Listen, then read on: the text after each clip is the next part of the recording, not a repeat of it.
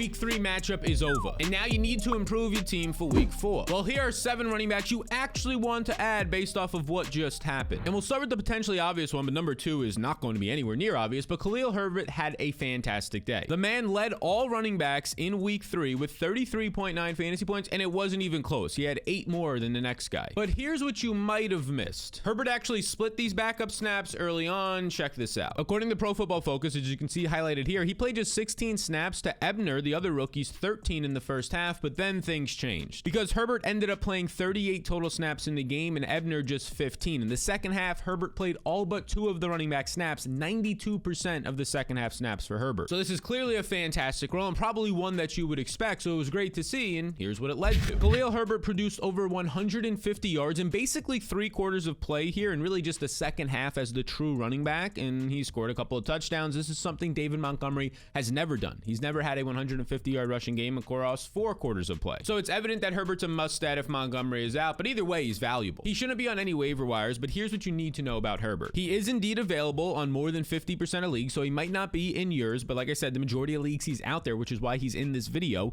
And the other thing is, right now, Herbert has started 4 games. Last year, he was a rookie, by the way, so he started 4 games without David Montgomery. And last year in those games, he averaged 19.8 rush attempts, as you can see here, nearly 3 targets per game, so over 22 opportunities per game, and 13.7 fantasy points. There's a lot to unpack here because, again, as a rookie, he was averaging over 22 opportunities a game. He was the clear workhorse when Montgomery was out. That's how much they trusted this guy as just a rookie, which speaks volumes to what he did in the preseason and camp in his rookie year, and you can expect the same if Montgomery misses next week. And by the way, this 13.7 fantasy points per game that he averages, that's borderline top 12 running back numbers on the season. It's around what Cordell Patterson was averaging for most of the time last year as a top 10 back. So it's pretty clear and obvious that you're going to want to add him, but it might not be as obvious about this next guy. And that would be the veteran in Las Vegas in Brandon Bolden, who was the only other running back to play behind Josh Jacobs. And this is important because Jacobs came into this game as a game time decision. He had an illness, so there was a good chance that Bolden was going to have to see more of the workload, and this week he did. And as you can see here, he was the only other running back to see a snap, which is very encouraging considering they have a rookie in Zamir White that they drafted, an athletic player in Amir Abdullah, who's a good third down back, and he ends up playing about 36% of the snaps, which is very strong for a backup. But that's not all. There's a reason why this is all happening, and that would be Josh McDaniel, the head coach. Josh McDaniel played with Bolden just as recent as last year in New England. He trusts this guy. And in New England last year, Bolden averaged 7.4 yards per touch, which if he had enough touches, it would have led the NFL by far. And don't think that there was like a small sample of like 5 targets or like 5 receptions. No, he had 44 carries and 49 targets. And on this volume of under 100 opportunities, he ended up seeing 7.4 yards per touch. And it's not that he had a very small sample of like 10 touches. No, he had 44 carries and 49 targets, less than 100 total opportunities, yet he still had 700 total yards. That is elite efficiency. And look, Brandon Bolden, he's older, right? But he's a lot like Cordell Patterson, CPAT, because he's older at 32, but he has not a lot of wear on his tires playing a lot of special teams. And Bolden stated the only reason he chose Vegas was because of Coach McDaniel. And here's what this means. It means that Coach McDaniel trusts him because Bolden, again, he was the only other running back to see a touch ahead of a rookie that they spent decent draft capital on out of Georgia, a good rookie in Zamir White, and then ahead of Amir Abdullah, who is a versatile back. So Bolden runs 19 routes. That's what this number is right here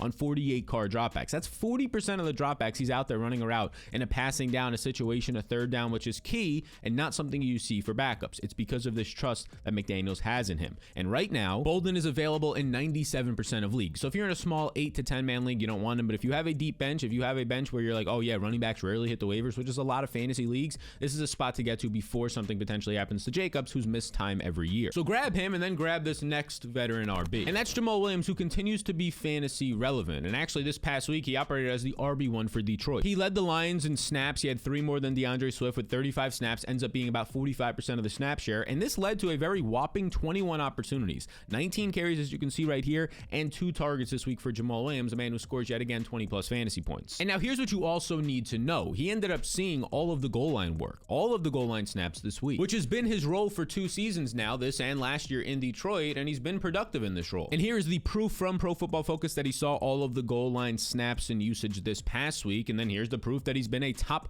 36, so an RB3 or better running back for the last 4 years now, including this year where he's the running back 26. And after his performance this past week, he's going to be a top 20 running back on the year. And he's getting this much usage because, one, he's good, but also the coaches trust him. And as you can see from my tweet, they trust him in 2 key areas. First, it's ball security. He has 1 career fumble. And second, it's pass protection. He's been top 10% in the NFL since 2017 in pass protection. And yeah, they want to protect their quarterback, especially a guy in Jared Goff. Now, it's important to call out DeAndre Swift has been dealing with injury. He was limited last week, although they said he would see a bigger workload this week, and he did. He still was dealing with this ankle injury. So that surely does affect things, but even last year, Jamaal Williams saw nearly 50% of the opportunities. So this is likely what you're going to see, a 50-50 split, Swift having to be efficient to pay off his draft price of like a 2nd-round pick. Whereas Jamaal Williams is free right now out there on a lot of waivers, and this role will continue. So add him and then add the Chiefs' potential #1 running back. And I'm only kind of half joking because Jerick McKinnon is the leader in RB snaps for the Chiefs now in back-to-back weeks. And he was widening the gap this past week. He had 33 snaps compared to Clyde Edwards-Helaire just having 25 snaps. He played more than 50% of the snaps this week, McKinnon, which is interesting to track because that has been trending up each week. Week 1, it was 39% of the snaps. Last week, about a split with Clyde Edwards-Helaire, 49%.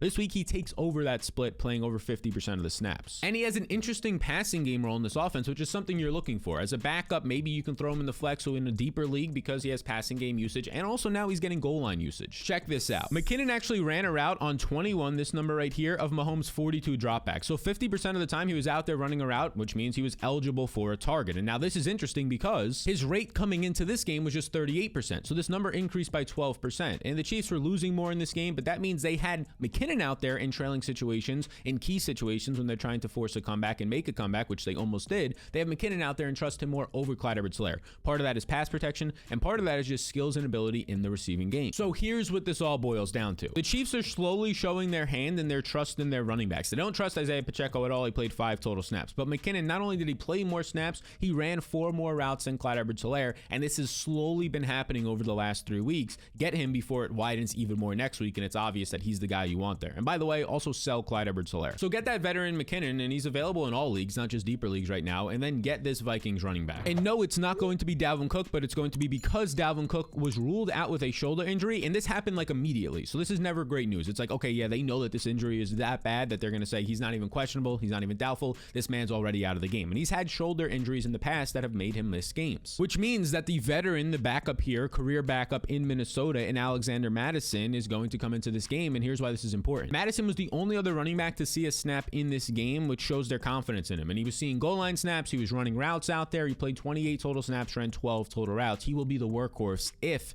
Dalvin Cook misses time. And now he has been super productive in the past when Cook has been out, and let's talk about this. And in 6 career games without Dalvin Cook out there, Alexander Mattison averages, as you can see right here, the bottom number, over 20 rush attempts per game, 4.5 targets per game. So that's nearly 25 opportunities, your targets and your touches per game, which was more than Jonathan Taylor saw last year. This all boils down to 20.4 fantasy points per game. This would have been top 3 in the NFL last year. Now that's in 6 career games. Let's actually look at some of the more recent usage because some of that factors in when he was inexperienced. Last year, Alexander Mattison started 4 games without Dalvin Cook, and now he has some experience under his belt in the NFL. He knows what it kind of takes to win and have success on the ground. Well, he's averaged 22.5 rushes per game, 5.5 targets per game. So now this is 28 opportunities per game, which is Christian McCaffrey-like career numbers, and it's related to 22.2 fantasy points per game, which would have been second only behind Jonathan Taylor last year in the NFL. So here's another way to look at this. When Dalvin Cook's in the game, he has to split some of the touches with Mattison, but when he's out of the game, Mattison gets the full workload. And because of this, he produces like a top 5, maybe even top 3 running back in his career. Plus, he has the cheat codes. He sees 5.5 targets per game. That's the first part of the cheat codes, right? The red zone, the passing game usage for a running back. And the second part of the cheat codes is that red zone usage. He averages nearly 4 red zone rushing attempts a game. So the red zone usage, the passing game usage, those are the cheat codes for RBs. And I would expect this type of usage to continue for Mattison because the only other guys behind him are inexperienced. You have Ty Chandler, who hasn't seen a touch this year as a rookie, and then Kenny Ngongwu, who was injured last year, mainly been a special teamer. He's big on special teams for them. He has only played like 1 snap on the year so far. I think it was on a kneel down. So he's not somebody that I think they're going to be trusting, especially in the red zone and in passing downs like they do for Mattison. So grab Mattison and then grab this key material. And that would be the Supreme Cheat Sheet, which is my material. It's my framework that I use every single week, what I do every single day, and you get that same material. And here's the thing. It's waiver wire tiers, it's rankings, it's projections, it's player notes for every single player, and a whole bunch more you can see right here. But the big thing, if you don't win your fantasy league, I will refund the $10 $10 one-time charge. It costs $10 to get it if you go through our sponsor. If you don't win your fantasy league, I'll refund that. So this is literally risk-free for you. You can get all the material. You can keep it all. If you don't win your league, you can get the $10 back. So if you want to take advantage of this risk-free offer that thousands of other people are using right now to get this material, well, click the link in the description to learn more. And then also add this sneaky running back. And it might seem silly, but it's going to be Samaje Perine, and we're trying to get ahead of the curve, right? We're not trying to get these guys for this week, but maybe for 3 weeks from now if something happens to the starter. And it's clear and obvious that Perine is the starter here, right? He sees 23 of the backup snaps in this game compared to Chris Evans, who sees just 2. And now Evans is a second-year player who might be more explosive than Perine, but they just don't trust him as much in key situations like protecting Joe Burrow because the offensive line is that bad,